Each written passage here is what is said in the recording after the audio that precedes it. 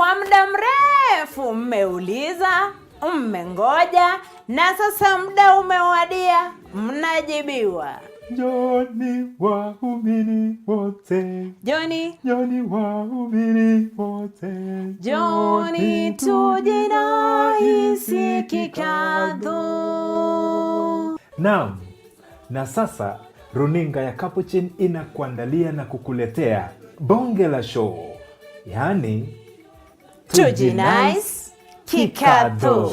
Nimezaliwa kwenye moja kanisa takatifu sana, na mitume wengi na mabatizo, mimi Mkatoliki. Ungana nami Debra Mwanya, niite Sister Debbie. Nami ni Geoffrey Omare aka Captain G. Kila siku ya Jumamosi saa 8 hadi saa 10 jioni. Kumbuka madhumuni na lengo la show hii ni kukuelimisha na kukufahamisha mengi kuhusiana na liturujia ya kanisa Katoliki, bila kusahau kilele chake ni high voltage of Catholic music. Utapenda. Ninakutolea shukrani zangu, ewe Mungu wangu, kwa zawadi ya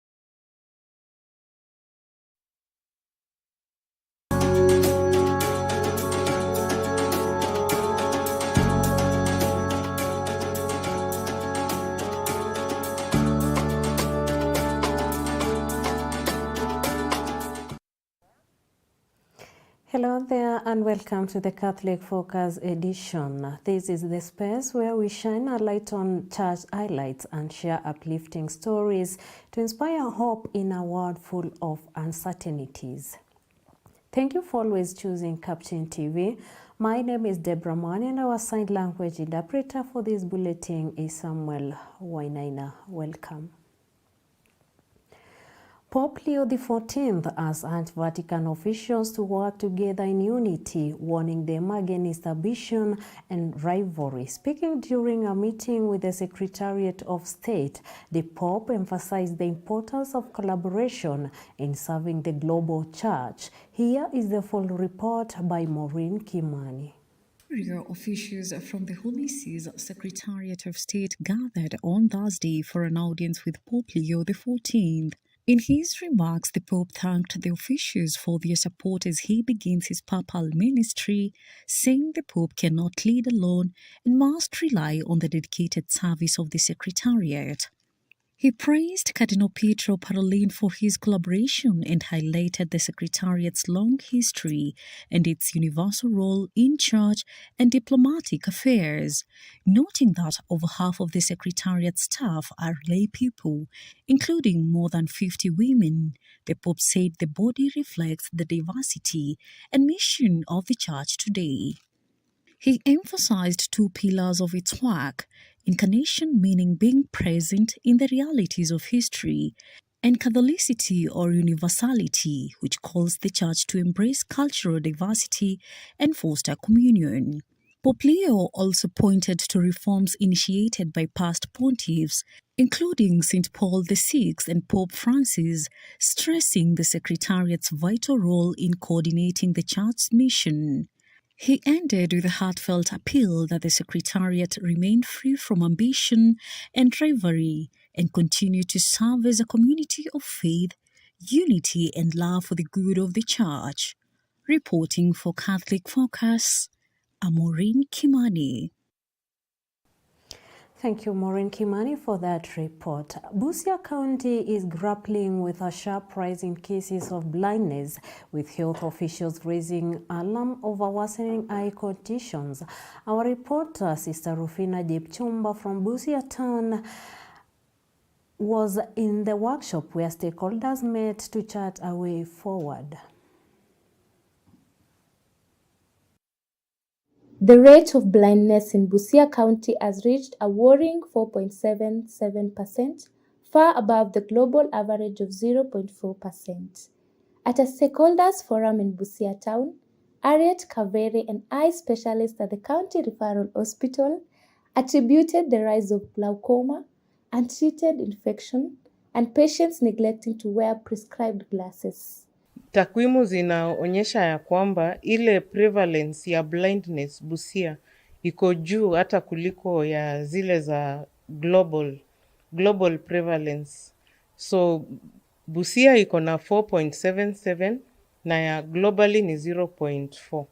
Sasa unaona tuko na a lot of burden ya blindness.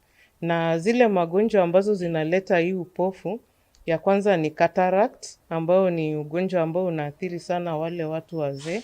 Ingawa watoto wanaweza kuzaliwa nayo, na pia kuumia inaweza kuleta majeraha, yanaweza kuleta hiyo shida. Alafu pia tuko na uncorrected refractive errors ambazo ni short-sightedness, long-sightedness, ambazo zinafanya watu wavae miwani. Na tunahimiza watu waweze kuja wapimwe macho, wale ambao waoni, na wale ambao wamepimwa wakapatiwa miwani na wamekataa kuvaa, wavae, kwa sababu wasipovaa macho itaharibika. Moses Magero, the county's eye health officer, urged residents to seek regular eye checkups, warning that early detection is key to prevention. Tuko na vituo 8 kaunti. Kila sub-county iko na madaktari wa macho watapata hizo huduma. So hiyo ndio imekuwa shida ya watu kutopata habari kuhusu huduma za macho. Kuna champion ambaye alipata huduma ya macho na anatusaidia sana kueneza habari kwamba kuna huduma kutokana vile alinufaika, na anatumia mbinu mzuri sana ya kutembelea shule. Na kawaida hawa watoto wa shule wakipata mfano kama huo, wakienda nyumbani wanaelezea tu wazazi. Beatrice Akarot, a resident, expressed over concern limited access to eye care services in remote areas. Mimi macho yangu ilikuwa ati imefunguka, lakini nikajipata kwamba macho haioni. Nilikaa hakika bila kujua ni nini mbaya, lakini nilikuja nikaelekezwa na mchungaji wangu, nikakuja kwa hospitali Busia hapa referral. Wakati wenye nilikuja mahali pale, hakika niliambiwa kwamba ni glaucoma. Watu wenye wako na matatizo tusitangatange tunatafuta mahali pengine mbali kwenye tutapata usaidizi. Tutapata tu usaidizi hapa Busia Referral County Hospital yetu, kwa sababu tuko na madaktari wa kutosha, nurses wa kutosha. Meanwhile, Francis Namuju from local community organizations emphasized the need for stronger collaboration between the health sector and grassroots initiatives to combat the growing crisis. Kaunti hii itenge pesa ya kuhakikisha kwamba numbers ya health facilities ambazo zinapatiana huduma hii inaongezeka, na waajiri wataalam, madaktari wengi, ili hawa watu waweze kupata matibabu na waweze kulingana na ushuhuda ya hawa wenzangu ambao wamesema waweze kufikia wengi ambao 4.77% against 1 million Busia residents. That's a big number. So hao pia wapate kuona mara ya pili. Reporting for Capuchin TV, Rufina Chepchumba.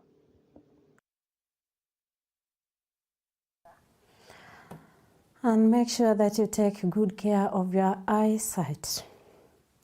Residents of Kakamega County have voiced their frustrations over delayed government projects, particularly poor road infrastructure, during a rare public forum held at Masinda Muliro University of Science and Technology. The public forum, convened by the Office of the Regional Commissioner for Western Kenya, drew both public and private sector stakeholders to review the progress and impact of state-led initiatives. Top among the residents' concerns was the incomplete road network, which many say has remained neglected for years, hampering movement and economic activities. Let us listen to some of the concerns raised by the residents in the forum. Na kuhusiana na mabarabara, kila tumeambiwa hapa na dada yetu ya kwamba barabara zinatengezwa na akataja jina za mabarabara, na sisi tunaishi katika maeneo hayo hiyo ambayo barabara zimetajwa kwamba zinajengwa. Sasa sijui zinajengwa saa ngapi, kwa sababu hatuoni kazi ikiendelea. My name is Shaban Wafula. I'm the chairman of Kakamega County. Two, my friend has just mentioned about the roads. I come from Navaholo, where we take children to towns to see how a tarmac looks like. I've been very excited to hear they have really emphasized about the roads. I don't know whether I captured correctly. Madam said, did she say they are doing, or they are going to do, or they have done? This time I think I've got a very official information. It's not a rumor. I'm very excited. I'm going to talk about it.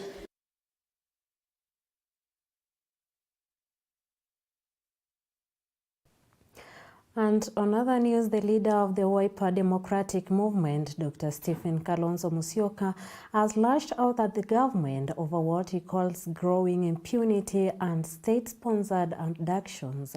His remarks comes in the wake of the arrest of subsequent release of tech activist Rose Njeri and growing calls for civil society and political leaders to designate June 2025 as a national holiday in honor of the Gen Z-led resistance. Our reporter Asasha Elizabeth has the details from Kikuyu.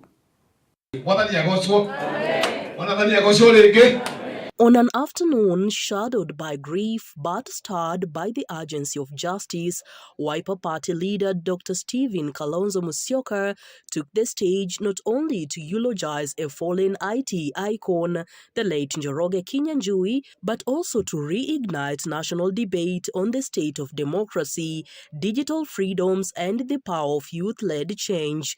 This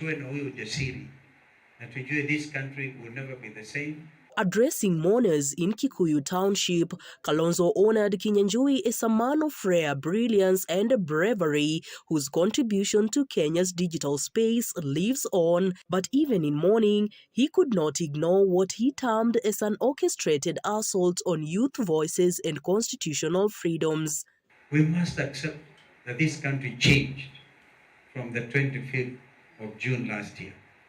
Therefore, I've been calling on fellow citizens to remember these children whose lives were just squandered. Ushikwa kwa Masubaru. Before I came here, I met even one blogger called Rono. It's not just Kikuyu children, even Kalenjins. Rono alishikwa akawekwa ndani. Akaenda kuulizwa maswali magumu sana. So we have to, I'm saying these things because our brother Kinyanjui would have said it if it was one of us who will have left us. That date, June the 25th, 2024, has since taken on a life of its own. It marks the day thousands of Generation Z and millennials poured into Kenya's streets, waving flags, armed with nothing but smartphones and a thirst for change. But that dream was quickly bloodied by arrests, disappearances, and death. In what is fast becoming a generational flashpoint, Kalonzo joins several Kenyans who want June 25th declared a public holiday, not just as a tribute to courage, but as a permanent reminder of youthful sacrifice. So lazima tuwe na huyo ujasiri na tujue this country will never be the same. 25th of June will be a public holiday. Hiyo mimi nimetangaza, and I know that Kenyans are going to come up. Isionekane tu ni Raila alikuwa anatangaza public holiday. What Kenyans didn't know, it was Kalonzo telling Raila to do those things. Kalonzo's sentiments echo nationwide frustration following the controversial arrest and subsequent release of Rose Njeri, a young software developer and digital activist who was detained after creating an online tool to collect citizen opinions on the divisive finance bill for the year 2025-2026. Appearing in court with nearly 100 lawyers, including the Chief Justice Emeritus David Maraga in defense of Njeri, Kalonzo said her only crime was participating peacefully in Kenya's public legislative process. A young lady with 2 little kids, Njeri, alikamatwa kwa kompyuta yake because she just followed what the website from Parliament was asking people to do to publicly participate in the 2025 finance bill. Na yeye tu akafanya like any person was expected to do, atoe maoni yake, apinge ama kubaliane na finance bill. Kwamba tu alitofautiana sasa sababisha kukamatwa in a very rough way. As Kenya navigates turbulent political waters, Kalonzo's voice now joins the pro-people rallying cry for justice, remembrance and reform. Na walijua watamshika Ijumaa na Monday was a public holiday. So anawekwa ndani. I think my senior friend will agree the habeas corpus was applicable. Chief Justice Emeritus had to come and bow before a principal magistrate. That was interesting, but it's national interest, public interest, the need for justice. I saw Kinyanjui standing strong for justice. Be strong. Back at Togoto, the air is thick with memory and mission. For Kalonzo Musyoka, honoring the dead like Njoroge Kinyanjui also means defending the living. So this is the country we are in as we bid farewell to this colleague because he had captured the imagination of the Kenyan people. Kwa hivyo tushikamane, tuombee familia, tuombee nchi yetu, tusiwe na chuki, chuki ni mbaya.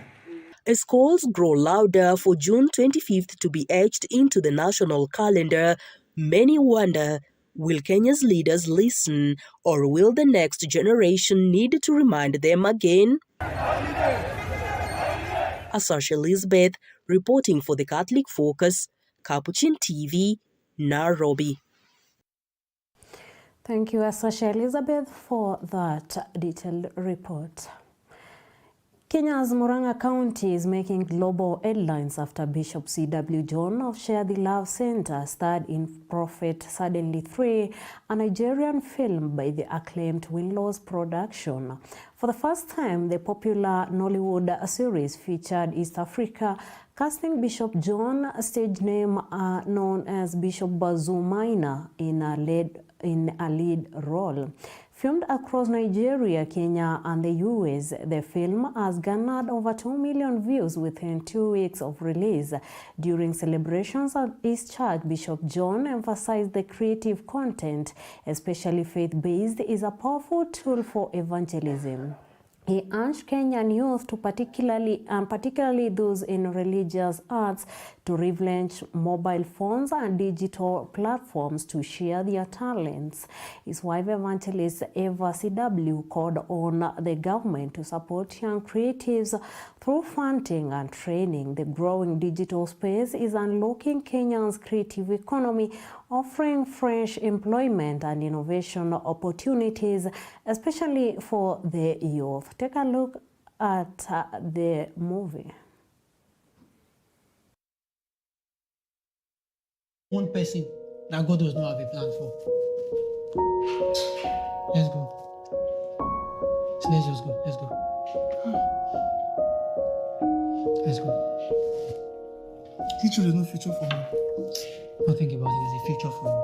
There's prophecy over you.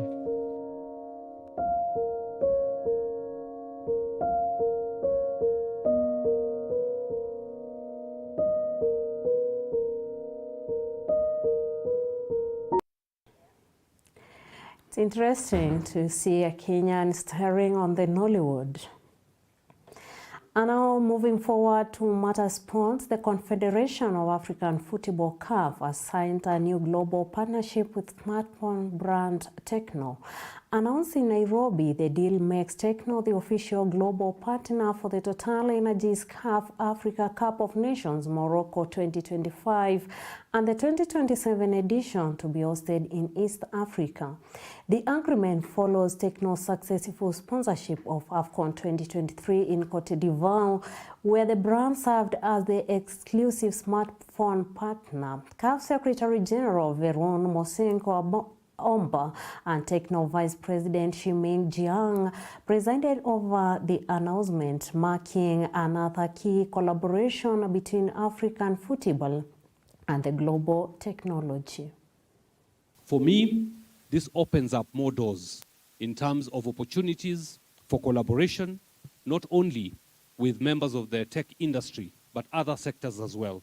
Technology plays a significant part in football development today. Without technology, we'd not be able to exploit the full potential of administrative tools that are required or are essential in the development of the sport. With this partnership, Tecno is thrilled to have privilege of working closely with the CAF in our joint endeavor to celebrate the sport and empower youth through the beauty of integrating football with AI-driven technology. Our shared vision will evaluate the fun of African football, enhance the quality of competition, and provide fans with unprecedented viewing experience through the seamless integration of technology and sport. African football has graduated to being amongst the best in the world. This agreement extends to AFCON 2027 here in Kenya, together with Tanzania and Uganda.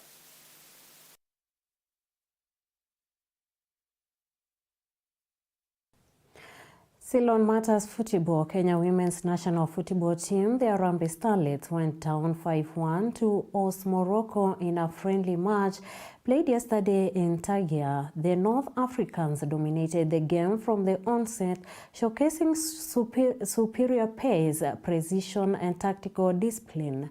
Despite a spirited effort from the Starlets, they struggled to contain Morocco's attacking power. Kenya managed to pull one back, but it wasn't enough to stop the home side from sealing the comfortable win. Sema most players hapa tuko break, so tunaweza chukua hii kama learning moment, like from next month hii July kuna AFCON inaendelea, so since most teams zitakuwa AFCON, sisi tunaweza chukua hiyo time juu sisi plus wote tutakuwa home, tunaweza chukua hiyo time tukarekebishe. Pia sisi tuna prepare for our qualifiers AFCON ya next year, na na believe tukirekebisha makosa mapema then kila kitu itakuwa sawa. Kwa majina ni Dorka Shikobe Nixon. Hizo friendly zenye tumecheza zote na pia ya leo kwa team naweza sema tumelearn a lot kulingana na team yetu bado tunaibuild. So wenye wamejoin team wamelearn. So and gaining lessons is the most important. Congratulations to Harambee Starlets. We look forward for better days. And that brings us to the end of today's edition of Catholic Focus. We hope the stories we shared have inspired faith, uplifted your spirit, and reminded you that hope is never out of reach. From all of us here at Capuchin TV, thank you for watching. I am Deborah Mwanya, and with me has been our sign language interpreter, Samuel Wainaina. Until next time, stay safe, stay hopeful, and may God bless you abundantly. Goodbye for now.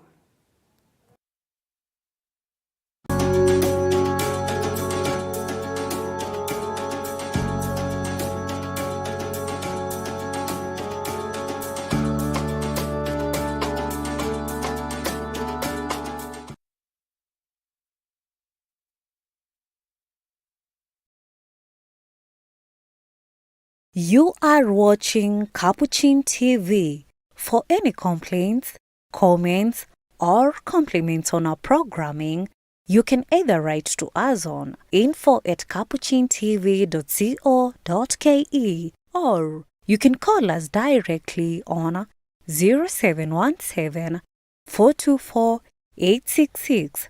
Your complaint shall be addressed within 7 days. Remember to keep a copy of your communication with us. Keep watching Capuchin TV, your Catholic identity. This June, the biggest Club World Cup ever held is here. The 2025 FIFA Club World Cup. Recharge your subscription on your current bouquet for 2 months and get upgraded free to the next high bouquet for 60 days. A competition across the continent. 30 action-packed days of top-notch football from 32 best club teams from around the world. The pressure coming down! Jesus. Oh, it's magnificent! Recharge your subscription today to never miss a moment of a competition like never before. On the move, download StarTimes on and watch every goal, every moment, anytime, anywhere. StarTimes Sports. Beyond passion. StarTimes. Enjoy digital life.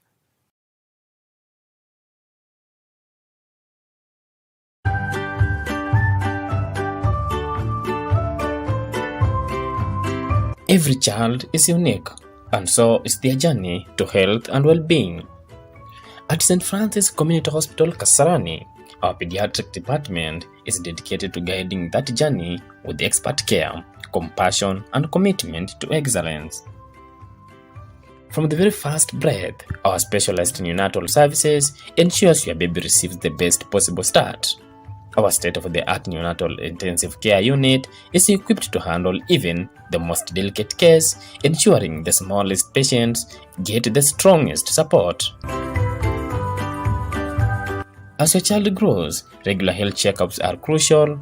Our pediatricians provide comprehensive assessment, development, screening, and immunization, supporting health growth every step of the way. Health is more than just prevention.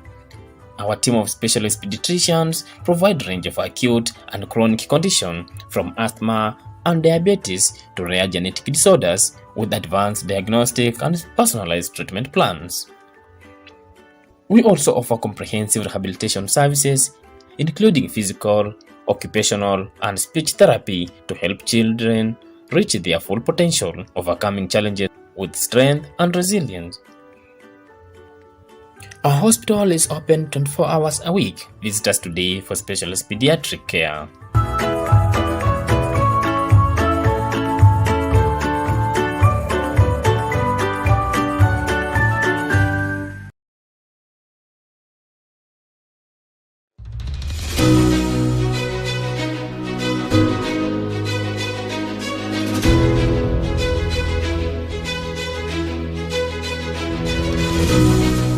We are a top-tier chartered private international university. We shape minds, nurture leaders, and produce innovative and marketable graduates. We are the Catholic University of Eastern Africa, and your future begins here.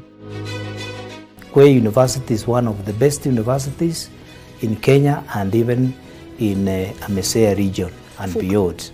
Therefore, I invite all those who are listening to me to have an option for Kwea University for the young ones, especially those who are seeking for education, both in various areas of specialization. Step into a world of endless possibilities with our diverse programs in law, business, science, education, health sciences, theology, arts and social sciences, regional integration, justice and peace, canon law, and more. At Kwea, we consecrate them in the truth, equipping students with knowledge, integrity, and excellence to transform society.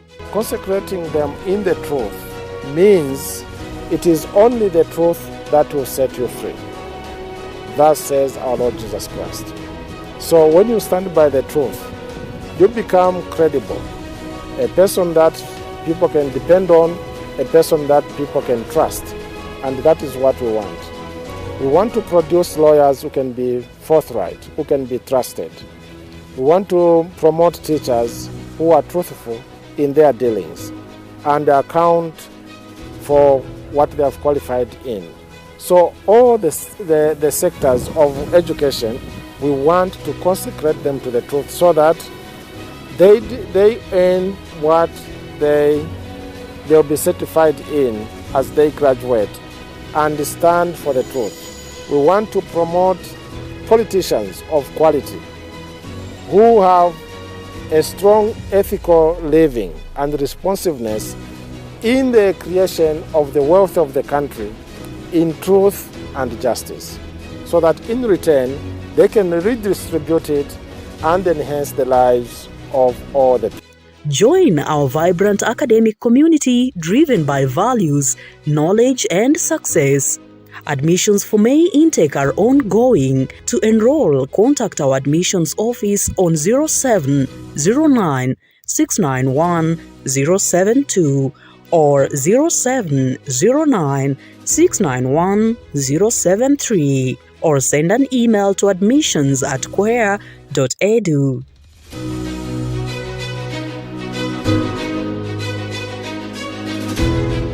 Your journey to greatness starts now. The Catholic University of Eastern Africa, transforming lives through quality education.